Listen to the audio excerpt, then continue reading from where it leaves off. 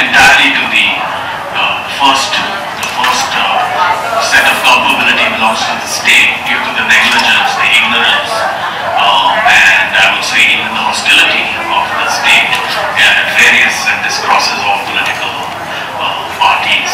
It's a non-partisan issue. We do not have these institutions, and even as the culture changes, as the culture shifts, as there's tremendous loss, displacement, these things are not, they disappear right in front of our eyes.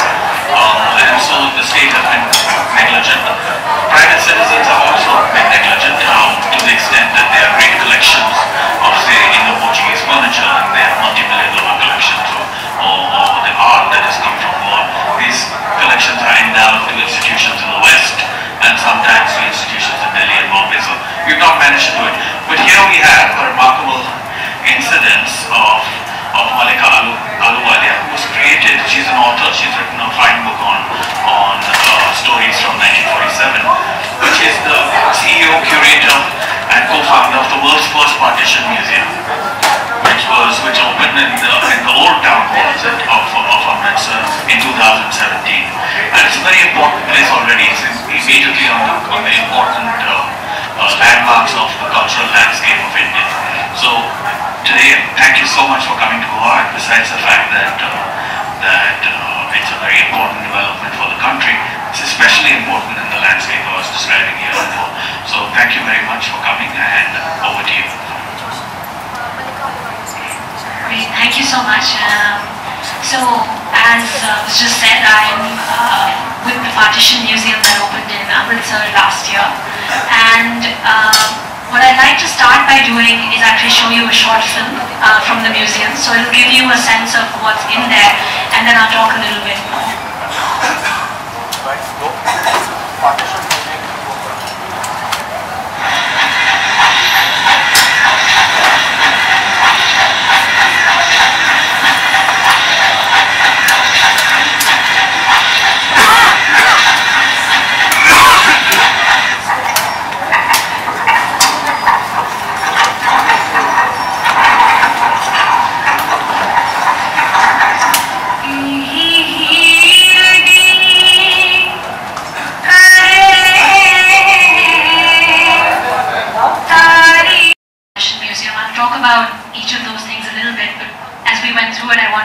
You to be able to visualize a little bit of what it looks like.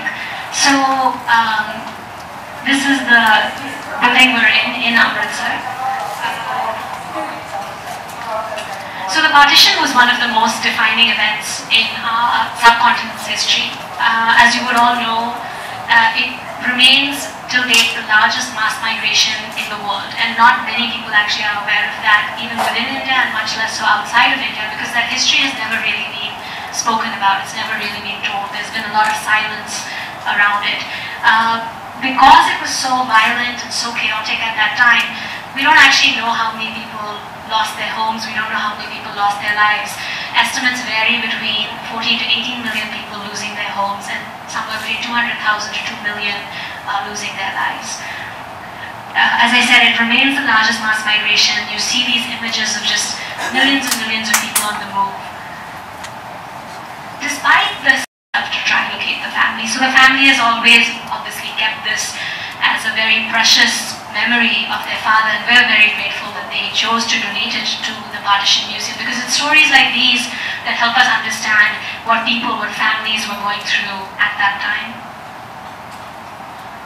So this, for example, is the wife of the gentleman whose father, you can see her holding the pocket watch. And this is how our team works. We meet families who were impacted by the partition, and we talk to them about their stories. So we record their oral histories, and the only way the museum can be made is by them sharing their stories and their objects with us, because we are a people's museum. So on the side you see a lock and key, and that's also in the museum, and that's her story. The pocket watch is her husband's story, but the lock and key is her story. That was the lock and key that was on the trunk of objects that came with their family at the time of partition. So again, something that she's chosen to keep for 70 years and now lies in the museum. Tells the story of a very traumatic journey as a young 8-year-old girl. She saw people being killed in front of her. She saw a girl being taken to be raped. They didn't have food for many days. And she tells that story in her own words, and we use, as I said, these objects to tell that story, as well as the oral history. So in every gallery of the museum, we have 5 to 6 TV monitors. In each monitor, we have multiple oral histories. You can come in, you can put on the headphones, and you hear first-hand accounts. And we think that's really, really powerful, because then you hear in your own words somebody say, I walked for 3 days without food, or we were hiding in a train under fear of an attack. So it's a very real history. It's not a removed history. It's not dry or academic. It's a very personal history of what happened at that time. This actually is my grandfather, and he was also impacted by the partition, and that's one of the reasons I got involved in the museum, and in his oral history is also playing there. So then, as I said, we have a lot of personal letters and diaries. This is a letter written again from a father who's been separated, separate family, father who's been separated from his son. And he says in this letter, I don't know if I'll be able to see you again, because there's so much violence here, I'm not sure I'll be able to escape. So again, these poignantly tell history in a way that an academic textbook could never do. We have family photographs that have been donated to the museum. And then we've created installations. So we've tried to really create a very multimedia museum using your different senses, so that when you're in there, you can immerse yourself in that time and space. Here you see an installation of a broken down house. And we've tried to make it to give a sense of what, if you were in that time, what you would have seen. So we've also placed the archival image on the house, so people can get a sense of that this is really what it looked like at that time. You'll see a glass case in the front which has a diary that somebody gave us. We have, of course, in the museum, in addition to the personal artifacts and stories, we have a lot of archival material. So we've tried to collect from museums and archives and libraries around the world a lot of photographs and videos about the partition. So this, for example, shows Humayun's tomb in Delhi, if any of you are familiar with it. It was a refugee camp. That's what it looked like in 47. We've also got art on the partition. Now, it's very interesting that there is actually very little art that has been made of the partition, and that itself is a question that needs to be explored more as to why more people did not come forward at that time. But there were a few artists who did paint or sketch the partition. So on your right is a Satish Gujral painting, one of India's most eminent artists. He himself was impacted, and he saw a lot of violence because he was trying to rescue abducted women for many months after the partition. And so he paints that agony and that trauma that he saw there. You can kind of see it very clearly in his paintings. The painting on your left, the sketch on your left, is by an artist called S.L. Brasher, who became a camp commander in a camp in near Ambala. And again, he was so moved by what he saw over there that he almost needed to sketch to purge out the trauma. So you see, for example, you can tell even on this slide, you can see the texture of the paper, because he used whatever scraps of paper he could get. I mean, he was in a camp, he had fled, he didn't have supplies, but he would just take any scrap of paper. This clearly was some crumpled paper he found, and he would just have to sketch out what he was drawing. This piece is called Cheek or Screech, and it kind of shows the agony.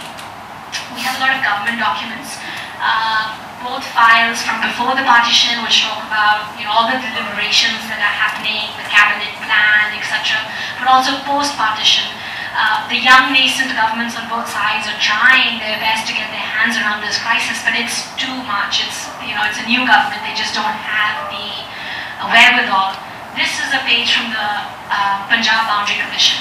So, as many of you would know, there was a commission set up in July 47 to draw the boundary, and Ratcliffe came in to do it. He was given a grand total of 5 weeks to decide where that border would lie. And in the museum, we talk about how he had outdated maps, wrong censuses. He just had to ultimately just draw a line. But this is the first page of the report from the Punjab side, and so that's also in the museum.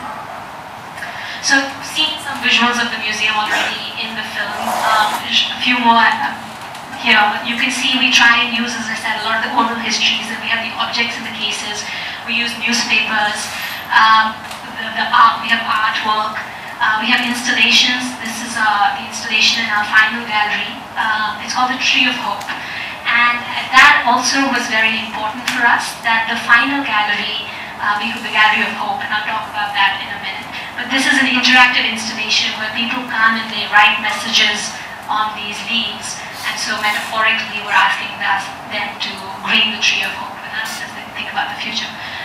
On your right, you see an installation of a tent. So we've tried to recreate what a refugee camp would have been like. You've got some refugee objects, and you see the oral histories.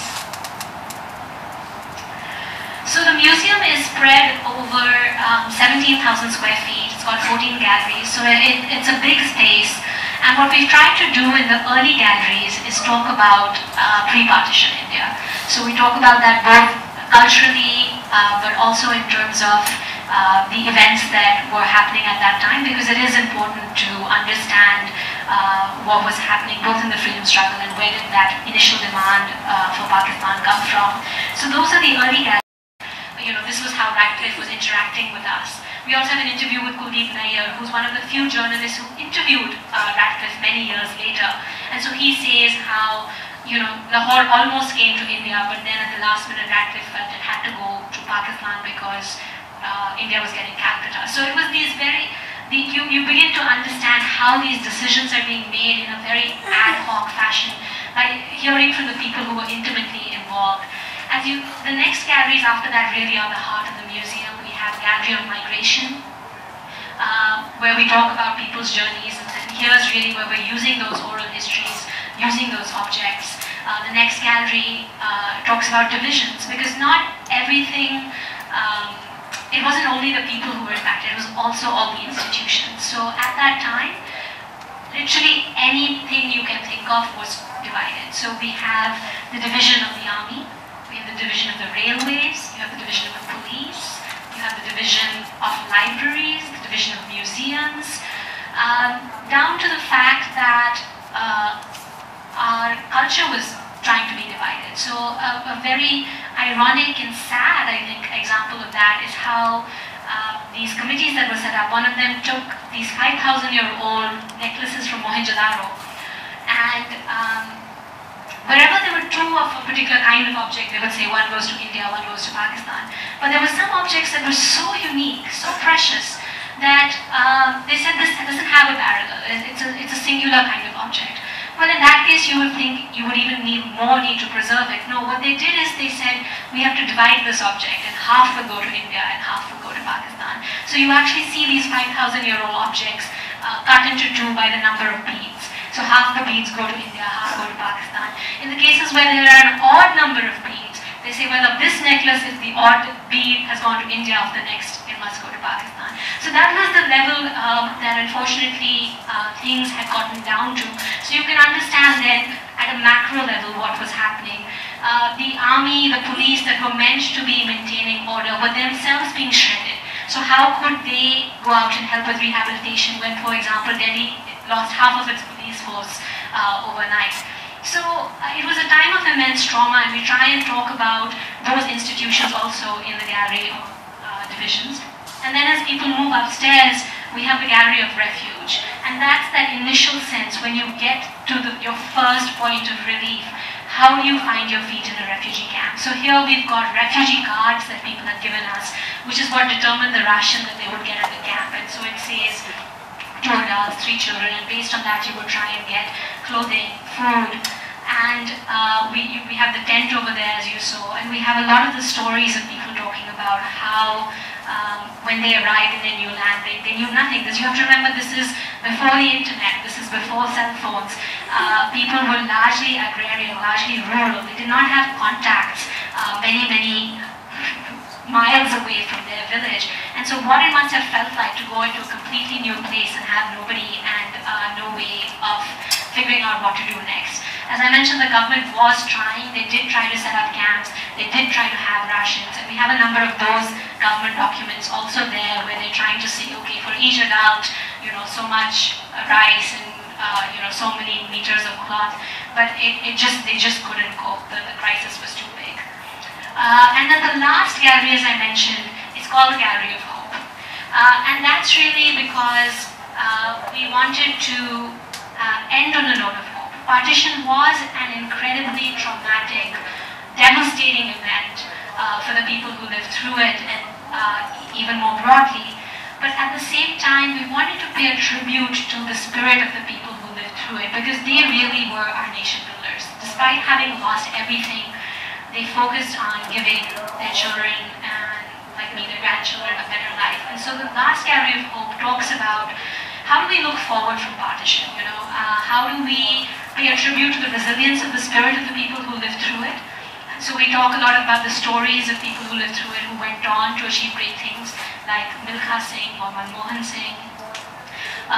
But we also talk about stories of people going back home, and with the love with which they're always received, no matter which way they're going. And people say, oh, you're so-and-so's child, And so those stories are also there. And as I said, the central installation in the gallery is the Tree of Hope, where we really invite people to come forward and think with us about how do we move forward. So these are, again, just some images from the museum. We've been very fortunate that a lot of people have been coming to the museum. We've had about 250,000 people in the year that we've been open. And by and large, I think people are connecting with it because it's a personal story. And I think people who come in see their own family stories reflected in the museum, or they see the nation's story reflected there. A particular focus for us is to reach out to the youth, is to reach out to schools, because I think in schools the way independence and partition is taught is very dry, it's very removed. We want to bring it down to the level of what it felt like for the ordinary person. So we're really hoping that the museum can become an alternative center of learning, and that more and more schools can bring their students here to understand. As I said, we've gotten really wonderful reviews. We've been listed in the 18 places to visit in 2018, which was for us. We've had a number of high-profile visitors. Justin Trudeau came, media, etc. But I think the biggest reward for us has been the engagement we've gotten with people who have come to the museum. And I think more and more people, when they come, they want to help us build this museum. And recognizing that it's a people's museum, the only way we can build it is if people come forward and they share their own family stories and they share their family objects. So that's a plea to all of you that if you know partition families, or if you are from a partition family, please do think about what objects we can give to the museum. How do we document this history for the future? Because the sad reality is that the generation who's seen partition are in their 70s, 80s, and 90s now, and we are racing against time to make sure that that story is remembered and properly documented. So that's about the museum. I wanted to quickly talk a little bit about my book, which comes out of the work we've done in the museum. The book just came out last month. It's called Divided by Partition, United by Resilience, 21 Inspirational Stories from 1947. And the reason for writing this book is that though there have been a lot of books on partition, I felt that one of the things that for me had been really surprising, or in a sense it shouldn't have been surprising, but it had not been my idea of partition before I got involved in the museum, was this idea of the resilience of that generation. Before we went into the museum, I expected to hear stories of trauma and trouble and pain, but I didn't expect to feel so awestruck and grateful to that generation for all that they did for future generations. And so this book really pays a tribute to that spirit. It's a story of stories of 21 individuals who lived through partition but then went on to achieve amazing things in independent India. So we have Dr. Manmohan Singh's story in there. We have a Bengali author called Manoranjan Vyapari. We have Satish Gujarat, whose paintings you saw, Ram Jethmalani, the former CM of Delhi, Madan Lal Khurana. So it's got a whole range. It's got MDH Masala CEO, Dharpal Gulati, Munjal, the Hero Cycles person. So you from a wide range of fields, from art, from literature, from politics. really trying to paint a very intimate picture of what their lives were like pre-partition, what the partition experience was like for them, and then how they rebuilt in India. So again, I'll show a brief film because I think that tells the story of the book quite well. These are interviews. It's all based on interviews with the people profiled in the book. So. My father's great friend, who was also a doctor, but a civilian doctor, my father went to see him, and he said, "I'm not leaving." Various rumors were there in the market that, there's going to be trouble, we better leave, Hindus had better leave. But that friend of my father, the doctor, said, "No, I'm not leaving. I've been born and brought up in Murray. I have practiced here for the last 40 years. I'm not going to leave." He's an old man. Next morning, on the 24th, we found that this man lay in a pool of blood and he'd been murdered. He'd been assassinated. We were also told by one of our Muslim friends that it is better that we move out of the house because houses are vulnerable, and we decided to move out of our house and live in the Gurdwara of Koita at that time. हमारी posting हुई है मियाँ की general साहब की, उस जमाने में कर्नल थे, तो उनकी पोस्टिंग हुई। तो उस जमाने में इतना घबराहट हो गई थी सब लोगों में कि जनरल तलवंत सिंह हमारे बड़े दोस्त थे, उस जमाने में जनरल नहीं थे, कर्नल होंगे, तो वो जाके रोज दूध लेके आते थे हमारे घर के लिए कि नहीं तुम्हारा नौकर नहीं जाएगा, तुम्हारा नौकर मुसलमान है, तुम्हारा नौकर नहीं जाएगा। So my grandfather died in the process. All male members, Hindus and Sikhs, were butchered, and that's the main recollection I had of what happened in our village. We were based, my father was based in Peshawar, so my uncle, who was working as a clerk in Chapwan with a private firm, he sent a telegram to my father that father dead, mother sin. That's the telegram that I remember having received. I left with tears in my partner's eyes, who was a Muslim. His name was Robert Devi. Do you know he was a Muslim? But his special philosophers were Buddha and Kant. When we went about, I think, 10-15 minutes on that road, on that railway line, suddenly we found the rail was removed and our engine came off, two front bogies fell down on the sideways, and there was a firing started. And I think it was about 12 o'clock or 1 o'clock, I don't remember, but 3 hours firing was going on. उन्हें कहना है कि अपने नौकरों को ले जाना है, तो समझा जाना, मैंने चलिए सारे कहते नहीं किसी जान का मतलब है कि श्योर बैठ, क्योंकि सीखने में से चल गए, उन्हें बिना भी जैसा माहौल थी कि सीख देखा नहीं तुम्हारे नहीं। पहले दिल्ली आए, जैसे गाड़ियाँ भर भर के आती थी ना इन लोगों की, तो पहले तो ये दिल्ली आए, पुरानी दिल्ली स्टेशन के उतरे, वहाँ पे बहुत आए मेरे फादर, बड़े पवित्र विचारों के थे, होली फैमिली में सब ऐसे थे, तो उनको जहाँ भी जाते डेड बॉडीज, जो घर खोलते डेड बॉडीज मिलती थी, तो उनको बहुत हेट हो गई, उन्होंने कहा मैं तो हम नहीं आना है, तो जैसे कैसे इलाहाबाद वो चले गए। The men were coming from the office. The ladies, their wives had been sent on ahead. So these poor women, ladies were waiting for their husbands to turn up and so on, and nobody there, nobody coming. And so they were sitting on the railway station waiting for their husbands and people to arrive. And many trains didn't arrive. That's it, they were all killed. People were dead. But when I came Cognizant of time, pause this moment to... my brothers came to receive me here and took me to Lucknow. So, if you want to watch the rest of the video, maybe we can do that offline. I'm cognizant of time, and I'm seeing the time outside at the back, and I just want to make sure we have time for 1 or 2 questions if you have any before the next session starts. Yes? Yeah. So you began the session by saying, you know, there's a few of you that had stories that inspired you to get into this.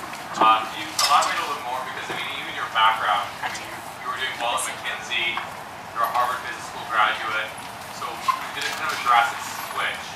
So I'm interested in hearing a little bit more about that. Yeah, so basically this is a passion project for me because 3 of my 4 grandparents were impacted by the partition. They were in Lahore at that time.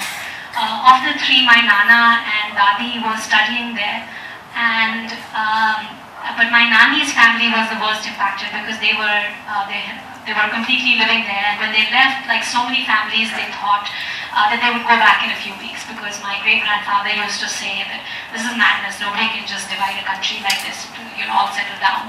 So they didn't take very much with her, and so she came with just a little suitcase, and I think over the years, as I've gotten involved in this project, I see that how much it still shapes her, that experience of having lost everything as a 13-year-old. And the other thing that was surprising for me was, you know, we talk about the silence that exists around the partition and silence that exists in families where people haven't spoken to their own children about what they saw, what they experienced. Well, what was ironic was that happened within my family also. It was only after I got involved in the project that my father learned that his mother had to escape in a kind of a locked up train compartment to make it across safely. She had never spoken about it to him. So it was a very personal experience. I was involved in in a very different world. Before this, I was working in health policy with NGOs, but this was something that I really believed in. The few of us who came together really believed at a very personal level that we couldn't let this story go untold, and that these voices that had been given no space so far to be heard needed to be heard. And so we just decided we were going to set up a museum, and I ended up curating the museum, which was an amazing experience for me, but it was done purely out of passion. 4 months ago, my in-laws came across the border to see the Partition Museum and the Golden Temple as well, the Sindhis who came over. And they were stunned by what they saw, and so was I. So it is a fantastic piece of work. The question I had was, how did you get the government to cooperate, especially handing over the whole town hall?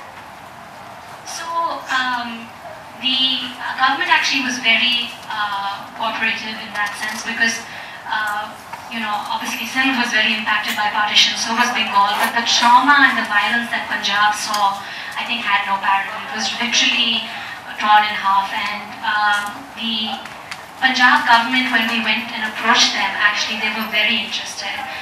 In fact, the chair of the trust says that when she spoke to the CM, and this was the former government, he said in Punjabi, which I won't repeat here, is that if you don't do it, we will.